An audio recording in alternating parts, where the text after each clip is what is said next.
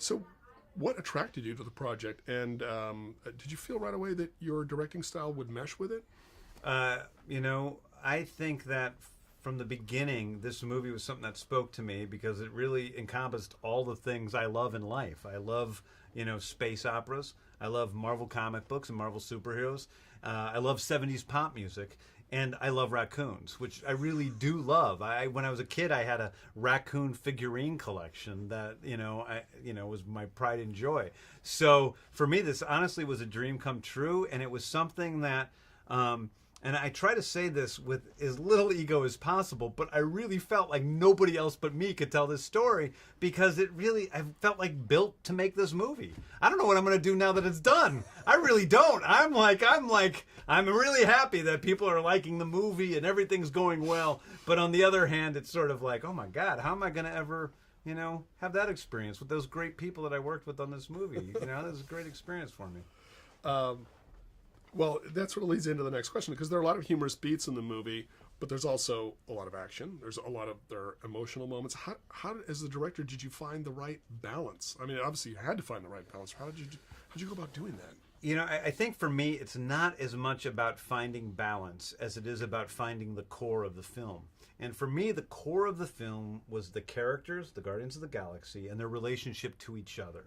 And everything else naturally grows from that. If you plant that seed, then the humor comes out, the action adventure comes out, the drama comes out, and they're all a part of, one film. I really think, that it's for lack of a better term, it's a holistic film. It's a film that, is able to encompass all sorts of different aspects of life in one sort of spectacle movie. And I think if there's anything that's rare about Guardians of the Galaxy, it's the fact that it does, it's done with real heart by people who really loved what they were doing, and yet it's this giant spectacle film. Right. Well, and these are fairly unknown characters to most audiences, even though they're from the Marvel Universe, right? So I know I asked this question yesterday, but I've got to ask it again. Okay.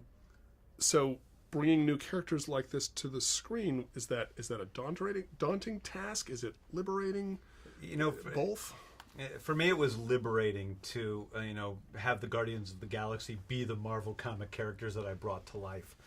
For a few reasons. Number one is because they aren't as well known, and less because they aren't as well known, and more because there aren't as many comic book storylines with the Guardians, that there are less expectations on the part of the audience for what their story should be. And it gave me a fuller, I don't want to say control, but a fuller ability to just tell whatever story I thought was best. So I felt very freed up by the fact that they weren't well-known characters. The music, obviously, extremely important to the story. Speak to how important, if you will, the music is to the story, and how you were instrumental in choosing the music, and how you were involved in choosing what music ended up in the movie. For me, the real core, the emotional core of this movie is the cassette tape that Peter Quill has that his mother gave him. It's his only attachment to Earth. It's his only attachment to the past he lost. It's the only attachment to his mother that he lost.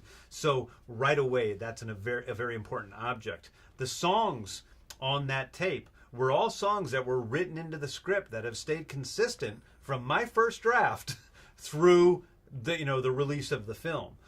Because each of those songs is a story that is basically sung to Peter Quill by his mother about, him. And that is the emotional spine of the story, and it's what keeps everything together. The music is also very important because we have a movie with outlandish characters and, very strange worlds.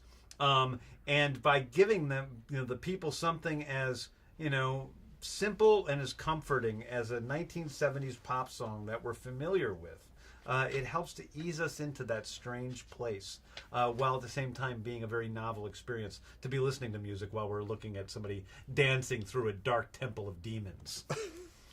Right. So looking back on it, what was the biggest challenge that you had in making Guardians of the Galaxy? Well, for me, the biggest challenge with Guardians of the Galaxy was, without a doubt, just the amount of time that it took to make it. I started 2 years ago, almost exactly 2 years ago today. I have done little else but create Guardians of the Galaxy, from the writing through the directing, through the post production, and the amount of time it took was, this has been my life. So that's a pretty big risk, to put your entire life into two years of one thing, and that can be a scary thing at times. So that's definitely the biggest challenge. And what do you hope that audiences who sit in the theater will take away with them once they see the movie? When I was a kid, I loved Raiders of the Lost Ark and Star Wars and Back to the Future.